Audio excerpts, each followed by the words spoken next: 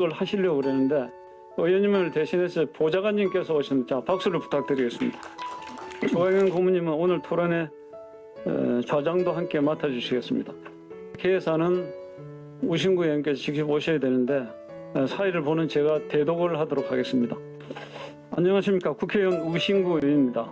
오늘 총선 승리를 위한 정책 개최를 진심으로 축하드리며 전국에 참석해 주신 모든 분을 환영합니다.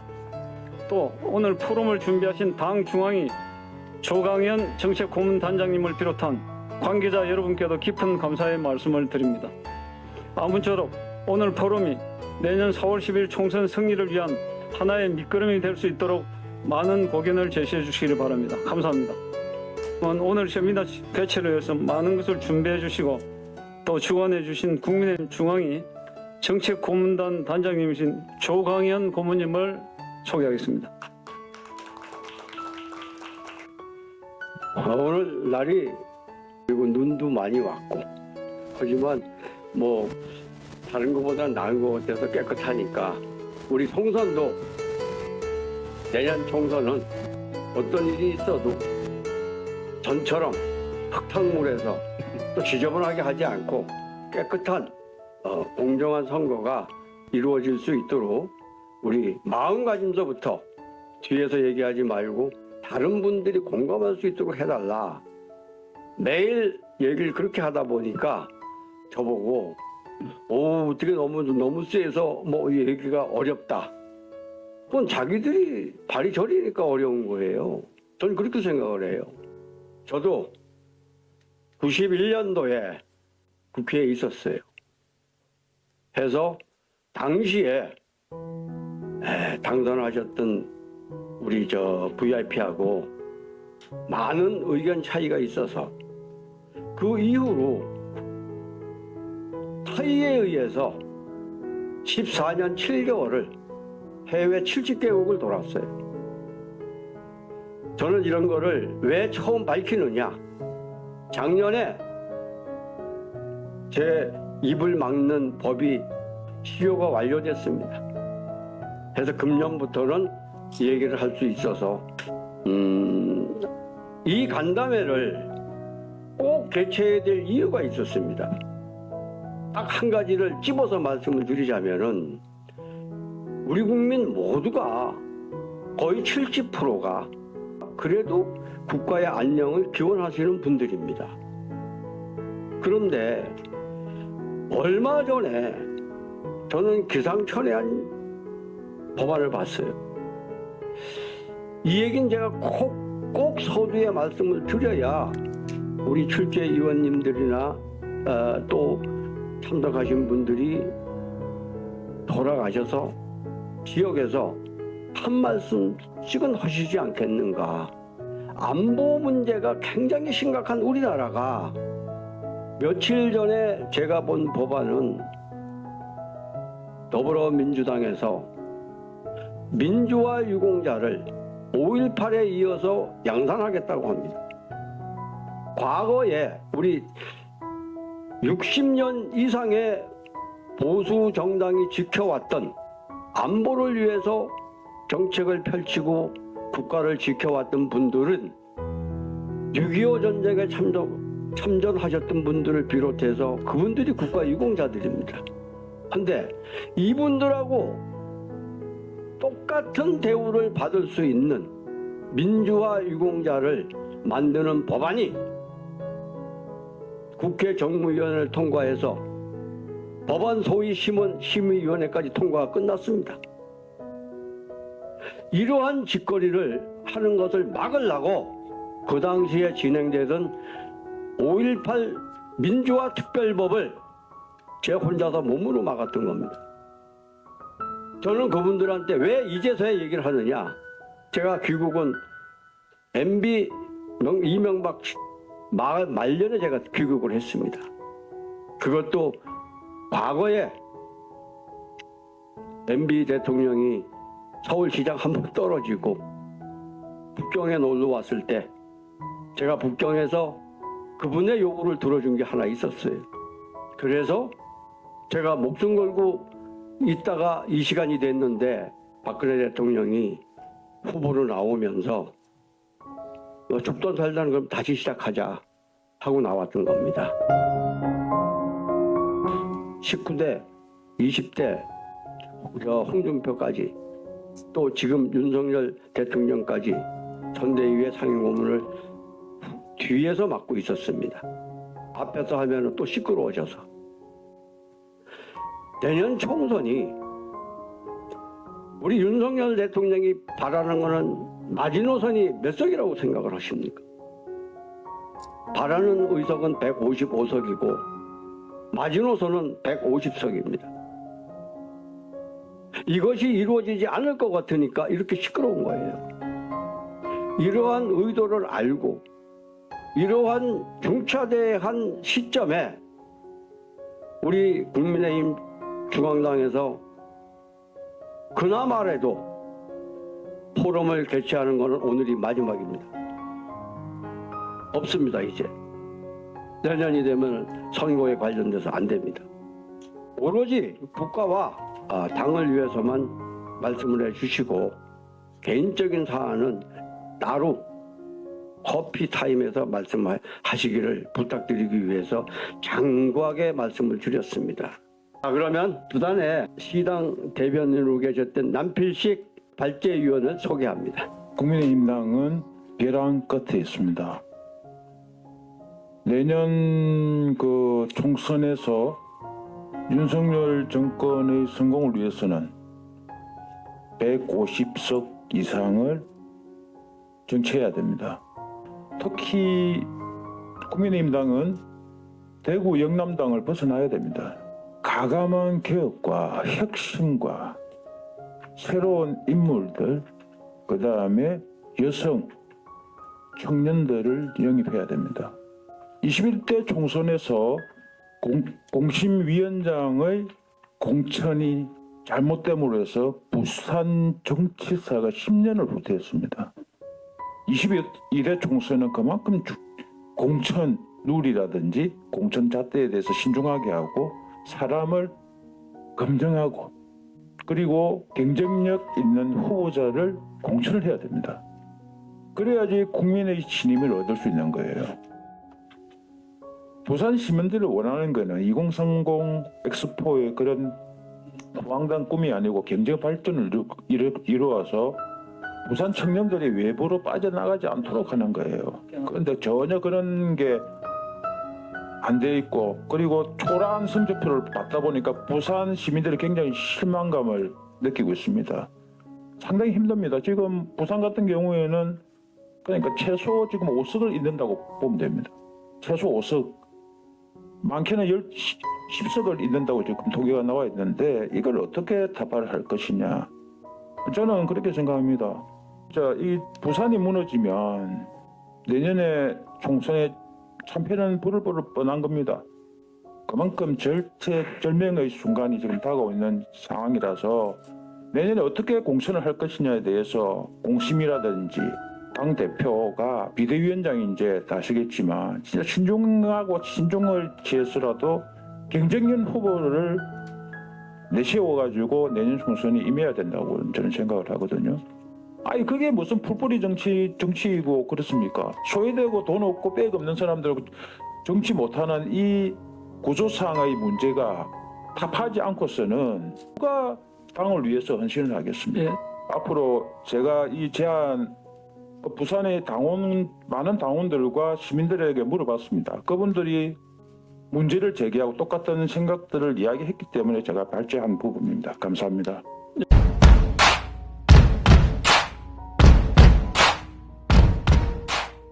정치의 뜻을 가지고 있는 분이니까 한번 눈여겨봐 주세요. 우리 윤용호 회장을 소개합니다. 윤용호입니다.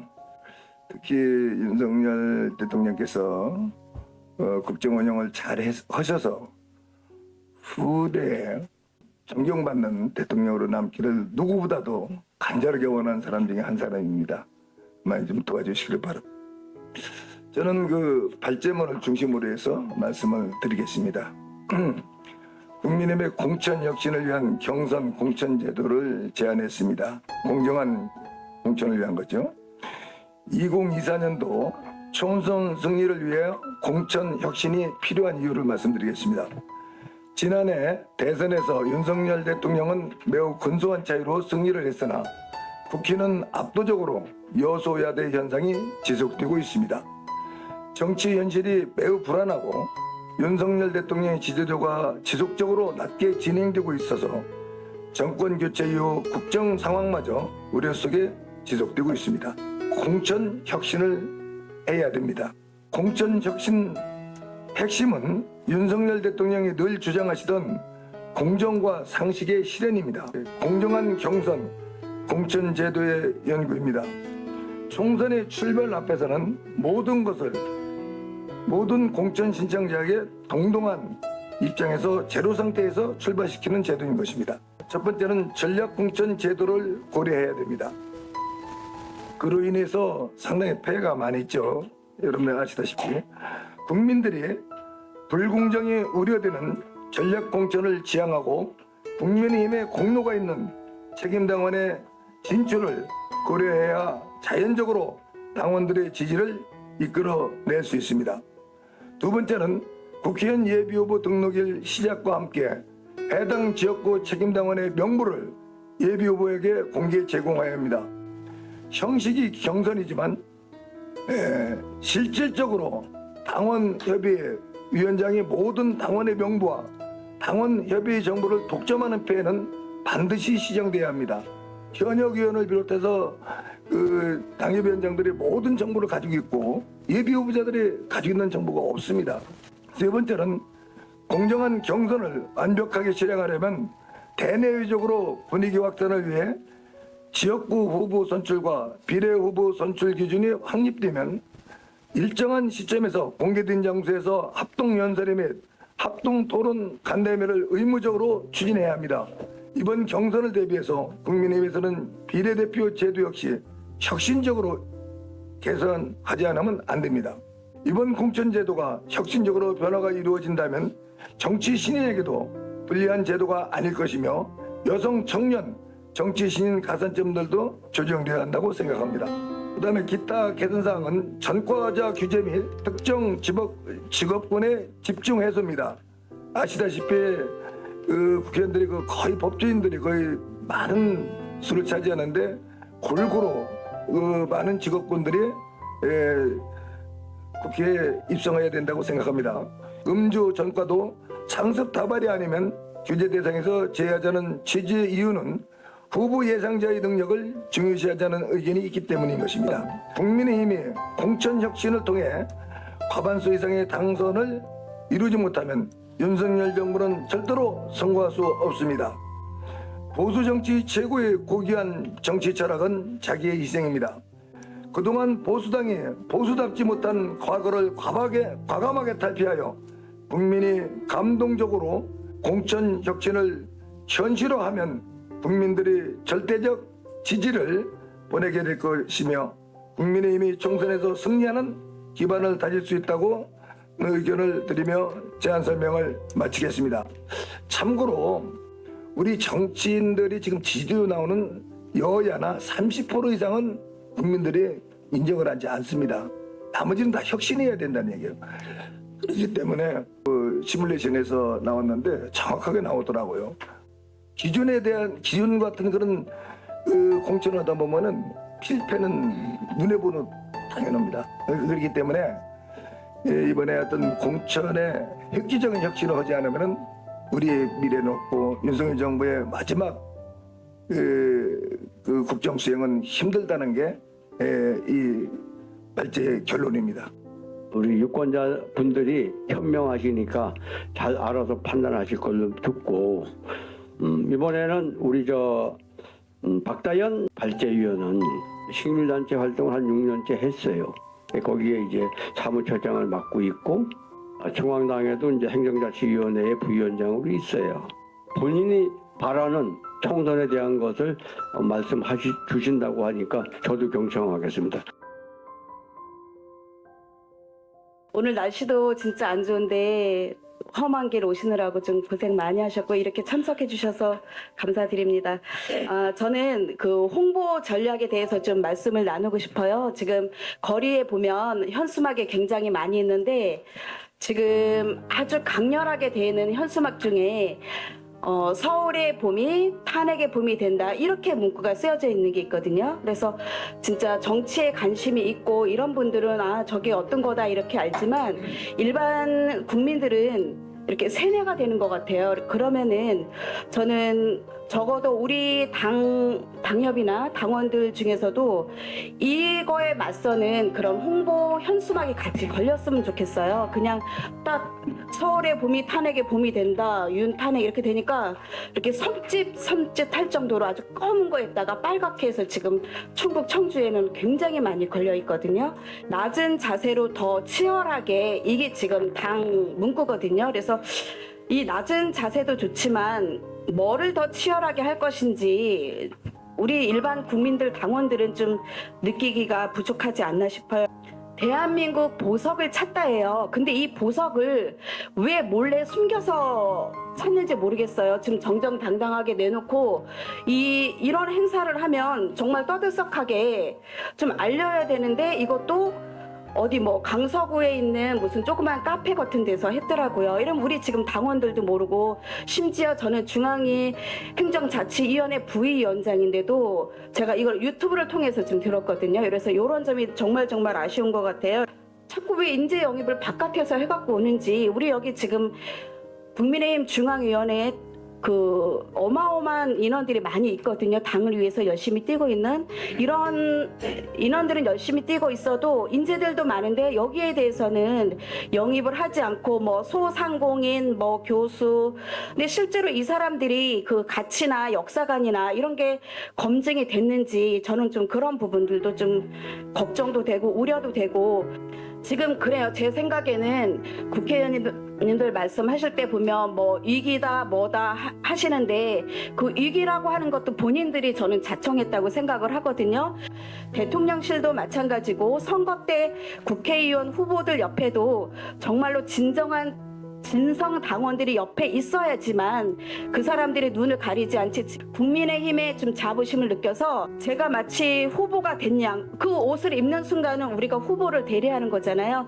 욕먹는 행동해서도 안 되고 말, 행동, 표정 다 조심해야 돼서 우리가 마치 그 국회의원 후보 홍보위원이 돼서 뛴다는 각오로 좀 열심히 뛰어주시면 총선에 승리할 거라 생각을 하고 총선에 승리를 해야지만 우리가 또 대한민국이 발전이 있을 거고 내년 총선에는 국민의힘이 꼭 돼야지만 저도 우리 대한민국이 성장할 수 있고 우리가 좀 편안하게 살 수 있다고 생각이 들거든요. 그래서 마지막으로 누군가 말씀을 하시면 정정당당하게 자신감 있게 국민의힘은 된다 이렇게 많이 해주셨으면 감사하겠습니다.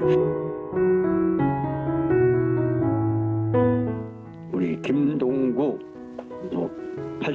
발제위원님을 소개합니다. 예, 방금 소개받은 충청북도 진천군 생거진천에서 올라온 김동구라고 합니다. 저는 오늘 그 지방자치와 당내 개혁이라는 그 주제로 5개의 문제점과 대안을 제시하면서 결론으로 마무리하고자 합니다. 첫 번째, 지역구에서는 이제 떠나는 민심의 원인을 찾아내는 것이 최우선이라고 생각을 합니다. 지방자치 시대에는 머릿속에 이론으로 하는 정치가 아니라 현실에서 머리를 맞대고 마음들을 읽고 현실을 풀어나가는 실제적인 민원 해결입니다. 두 번째, 흥미와 도전을 유발하는 새로운 지역에 맞는 과제를 개발하여 수익과 직결시키고 지방의 인구 감소를 막을 수 있습니다. 지방 정치 발전은 주민의 대변자들을 정의롭게 선발하여 농어업인 후보들에게 가산점을 정치 신인과 여성, 청년들에게 준다면 훌륭한 지방 정치 문화로 탄생시킬 수 있다고 봅니다. 세 번째, 국민의힘은 공정한 당무감사 등으로 지역구 인재들의 이탈을 막는 것이 중요하며 새로운 인재 영입보다 신뢰받는 정강 정책으로 국민들로부터 깊은 믿음을 받는 정당이 되어야 한다고 생각을 합니다. 저희 같은 경우에는 검사장 출신 당협위원장들의 무소불위 공천권에 추풍낙엽으로 떠나야만 합니다. 현재 저희 같은 경우 검사장 출신 원외 당협위원장인 군수들을 공천함에 있어 2018년 민선 7기입니다. 2022년 민선 8기고요. 연속적으로 3개 군이 군수들이 싹쓸이 낙선시키는 공천을 하고도 반성은커녕 국민의힘 충북도당위원장으로 더 큰 권력을 차지하였습니다.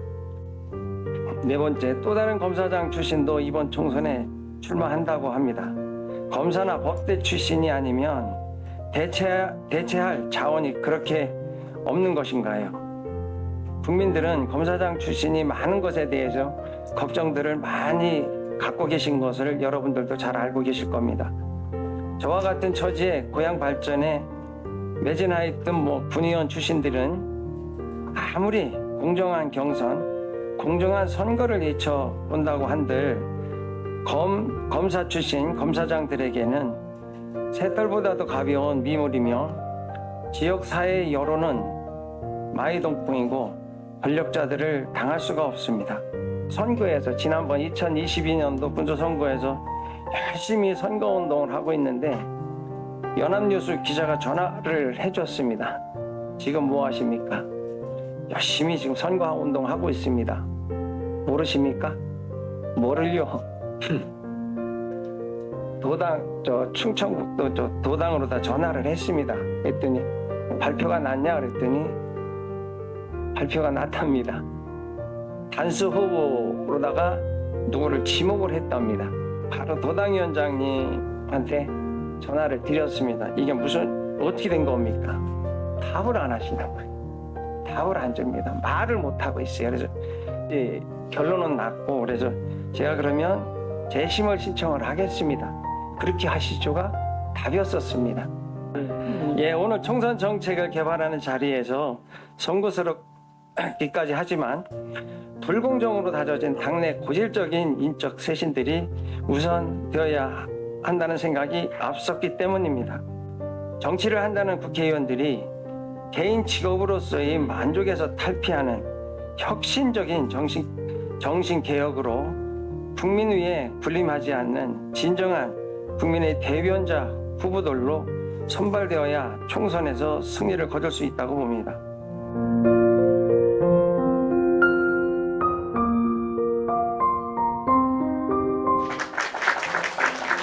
자, 우리 정천용 발제위원을 소개합니다. 저는 오늘 잠깐 앉아서 발제자 5분 얘기를 좀 경청해 줬습니다. 그 모든 말씀에 저는 몇 가지만 강조하고 싶은 거는 가감한 혁신과 개혁이 필요하다 하고 인재 영입과 그 발언을 시민에게 마음에 닿을 수 있도록 하자는 것 같고 또한 지역구 떠나는 민심을 찾자 우리 또 총선 승리를 위해서 뛰자는 슬로건으로 저는 간치려 봤습니다. 저는 사단법인 한국산재장애인천광역시 협회장을 맡고 있는 정천용입니다. 다시 한번 인사 한번 올리겠습니다. 조금이라도 장애인을 이해할 수 있는 좋은 기회가 됐으면 좋겠습니다. 나는 장애인 당사자로 사회 약자들과 함께하는 총선이라는 주제를 가지고 말씀드리고자 합니다. 전국 각지에서 깨끗하고 훌륭한 분들이 모두 당선되어야 국가도 안정이 되고 저희 장애인들의 행복의 삶도 가능하다고 저는 생각합니다. 복지에 대한 문제가 아닌 인권의 문제로 바라보게 되면서 장애인에 대한 문제를 재인식하게 되었습니다. 복지와 사회활동에 국민의 힘과 총선 후보자들이 적극적으로 관심을 가져주시길 부탁드립니다.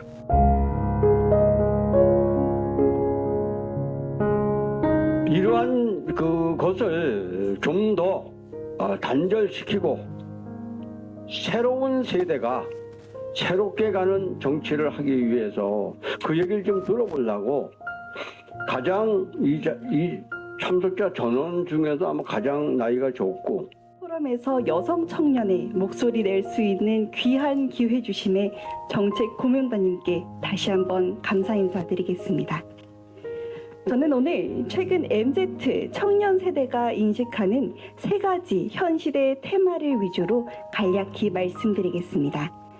첫 번째, 지금은 개인이 주도하는 변화의 시대입니다. 특히 우리 청년들은 정당이나 지역이 아닌 정치인의 가치와 인성에 더 큰 관심을 보이고 있습니다. 온라인 매체를 적극적으로 활용하여 정책을 설명하고 지지자들과의 소통을 강화하고 있습니다. 두 번째, 청년에게 기회를 주어 미래를 선도해야 하는 시대입니다. 당 내부 구성은 지금보다 더 다양한 연령층과 배경을 반영해야 한다고 생각합니다. 평균 연령 54.9세인 제21대 국회의원 구성은 현재 사회와 큰 괴리를 보여줍니다. 20대와 30대 인구 비율은 27%에 육박하는데 그에 비해 청년들의 정치 참여가 매우 제한적인 것이 현실입니다.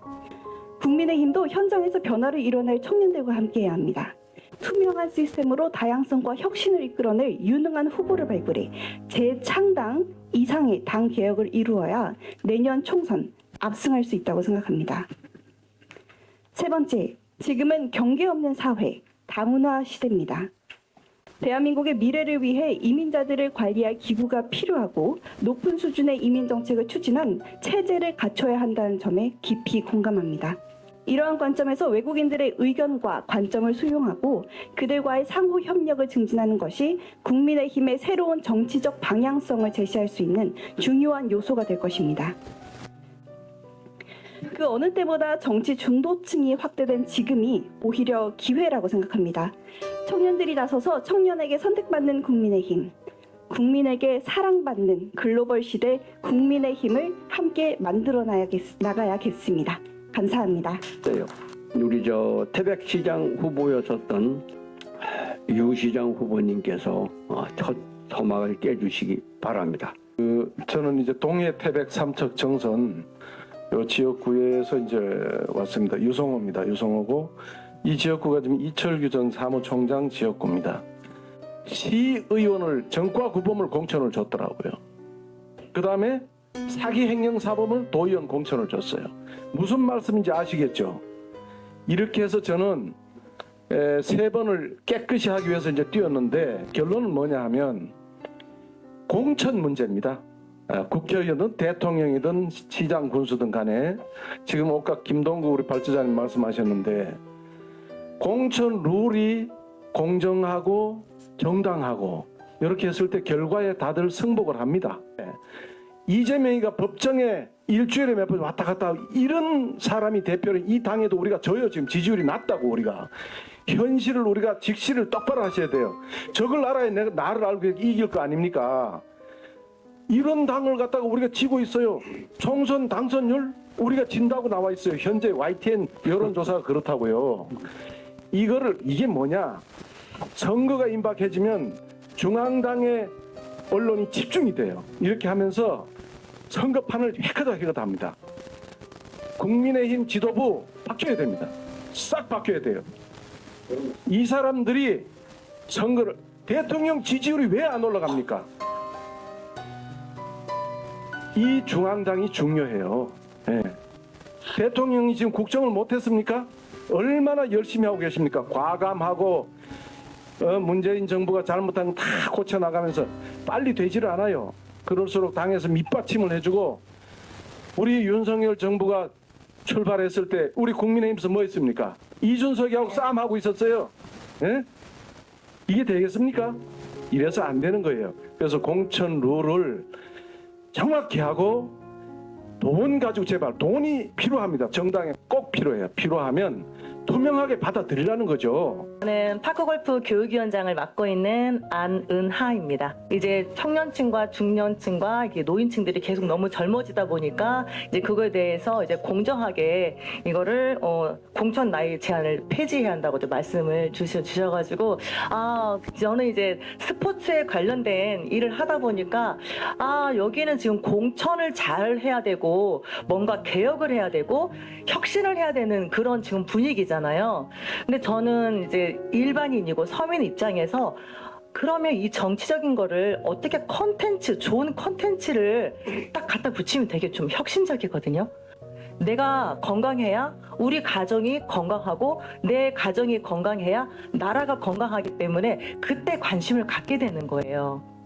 순간 국민의힘은 온 국민이 제3세대 커뮤니케이션이거든요. 아빠와 할아버지와 가족이 다 즐길 수 있는 프로그램이기 때문에 나라의 땅에다가 스포츠를 하는 것이니 이거를 공정하게 어느 누구나 스포츠에 임할 수 있도록 국민의힘은 이 파고의 힘과 같이 스포츠랑 접목하는 콘텐츠를 하면 혹시 선거에 접목하면 좋을까 지금 생각을 했습니다.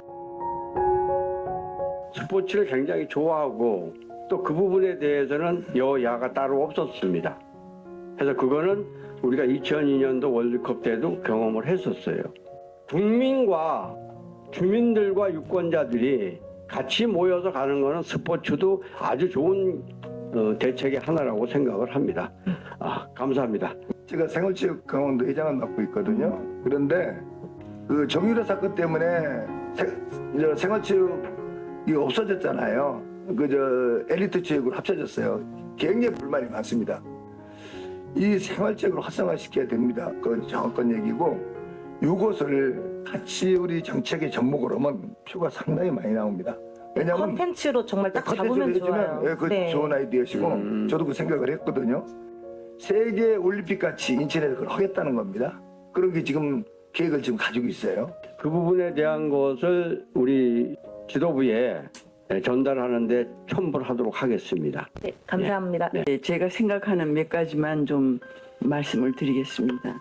사실 윤석열 대통령님과 그 밑에 있는 기업가들이 얼마나 많은 노력을 하고 각 몇십국을 정말 뛰어다니면서 노력을 했습니까? 그런데 그 문제가 29개국이다 이거보다는 사전에 그런 정보를 몇 개만 하면은 우리가 될 수 있다는 그런 허위 정보를 제공한 사람이 누군지 밑에서 좀 걸러내는 사람이 없었는지 난 그게 너무 안타깝고요. 정말 우리 대통령님 너무 자랑스럽습니다. 어디다가 내놔도 떳떳하고 자신감 있고 정말 어디 누구한테도 배하지 못하는 이런 능력 있는 분이기 때문에 저는 정말 프라우드합니다. 우리 대통령님. 광주시장이 마음대로 정해가지고 그렇게 5.18 유공자를 만드는 거 이거는 절대로 안 되고 5.18 민주화 운동 때문에 박지원이가 만드는 이 법 때문에 얼마나 많은 사람들이 일반 사람들이 피해를 봅니까? 우리는 시험을 볼 때 0.12 가지고 다툽니다. 그런데 10점을 가산점을 줘가지고 많은 사람들이 그동안에 발차가 돼서 지금 각 분야에 있습니다. 활동을 하고. 그다음에 우리 대통령이 열심히 하고 능력 있는 대통령님을 올바른 평가를 해야만 우리가 이길 수 있다고 저는 생각합니다. 국가가 유지되기 위해서의 최소 학교 출생률이 1.2명입니다. 한 명이 아니고요. 1.2명인데 현재 우리 OECD 최하 0.67명입니다. 인구를 단기간에 증가시킬 방안은 없겠지만요. 점차적으로 우리 국가가 생존하고 대한민국이 없어지지 않으려면 제가 생각해놨던 것을 간략하게 말씀드리겠습니다. 사실 빠르게 산업화되면서 이제 이런 GDP도 이제 높아지고 하다 보니 어떻게 보면 자연스러운 현상입니다. 비단 국내만의 이슈는 아니고요. 이제는 지방화 시대로 가야지 이런 문제를 아주 다각도에서 다룰 수 있지 않나 하는 생각이 듭니다. 대학교 그리고 직장을 지방에 배치를 해서 우리 주거 문제나 아니면은 아까 말씀 주셨지만은 그런 실업률 그런 문제들도 총체적으로 같이 할 수 있고요. 그래야지 청년들이 집이 있어야 결혼을 하고 일자리가 있어야 결혼을 하고 또 자녀를 낳으니까요. 또 대학도 국립대학을 제외한 일반 지방 사립대학들은 특화를 시켜야 합니다. 그래서 예술은 경주 아니면 문화체육은 아까 원주 이런 식으로 특화를 시켜서 해야지 사교육비 지출 경감 그 부담감이 줄어들어서 이 자녀도 둘, 셋 다자녀를 낳을 수 있습니다. 이는 상호문화 시대, 다문화 시대에 아주 잘 훈련된 외국 인재들일 수도 있겠고요. 가장 가까이 우리 한 동포인 북한과의 교류 그리고 우리 통일 시대만이 앞으로 우리 한반도가 만년 함께 갈 수 있는 대안이라고 생각을 합니다. 감사합니다. 들은 거 외에 아주 중요한 사안이라고 판단돼서 오늘 발제위의 말씀을 좀 간략히 말씀을 드리겠습니다. 제가 말씀드리는 건 오늘 총선 승리를 위한 정책이기 때문에 우리가 111분이 안 남은 총선에 우리가 아주 짧은 기간이 남았는데, 제가 요새 사회 다니면서 이렇게 자영업자들 보면은 전부 다 울상입니다. 물가가 지금 모든 사람이 공감하는데 거의 40%가 올랐습니다. 우리 정부에서는, 우리 정부와 임무가 뭡니까? 우리 동양 서양을 막론하고 2000년 동안의 모든 통치자의 가장 주된 임무는 부국 강병입니다. 부자 나라가 아니라 기초 국민들이 삶을 최선 보장해 주는 것이 부국입니다. 그래서 이 정부는 반드시 선거 때문에 아니라 항상 그 경쟁력이 아주 취약한 자영업자 내지는 소상공인을 도와줘야 될 의무가 있습니다. 그래서 지금 우리나라 소상공인, 자영업자를 포함한 소상공인이 우리나라 기업의 한 80%를 차지합니다. 숫자로 얘기하면 한 500만. 우리 정부의 책임은 아니지만은 앞으로 경제를 일으키는 거는 2, 3년 후에 효과가 나옵니다. 그럼 2, 3년 후에 그동안의 상공인들은 네, 금방 그 말씀은 상당히 일리가 있는데, 지금 자영업자라든지 근본적으로 대책을 강구한다면은 이 시점에서 우리나라도 배드뱅크 설립 같은 게 꼭 필요하지 않나 그런 말씀을 드리고, 지나다 보면 현수막 같은 게 피부에 와 닿는 거잖아요. 민주당하고 국민의힘은 천지 차이예요. 딱 들어와야 되는데 저게 무슨 말인지 직접 보고 내가 당에도 전화를 해서 저건 고쳤으면 좋겠다 했는데 그래도 시정이 안 되더라고요. 강한 이미지를 줄 수 있는 거라는데 그런 걸 못 하더라고요. 지금 젊은이들한테 아까 물어보십시오. 아까 나라를 망친 소주성이 다 망쳤어요. 임금 올리고 물가 올라가고 다 해서 망쳤는데, 젊은이들한테 물어보면은 문재인 정부 때 잘한 게 뭐냐고 물어보세요. 딱 그래도 여러 가지 좀 두 가지를 얘기를 합니다. 주 52시간 얘기해요. 기업체들은 아주 그것 때문에 다 죽어났잖아요. 왜 그러느냐? 야근은 다 회피로 오고 그러는데 뭐 필요한 야근 시키고 하게 되면 정당한 보수 대가를 지급하고, 그러다 보니까는 삶의 질이 개선됐다는 거예요. 그걸 좋아하고, 두 번째는 군 병사들한테 핸드폰 준다고 할 때 우리 기성 저도 그랬어요. 저 미친 거 아니야? 저거 했는데 실질적으로 젊은이들이 받아들인 것은 굉장히 좋게 받아들여요.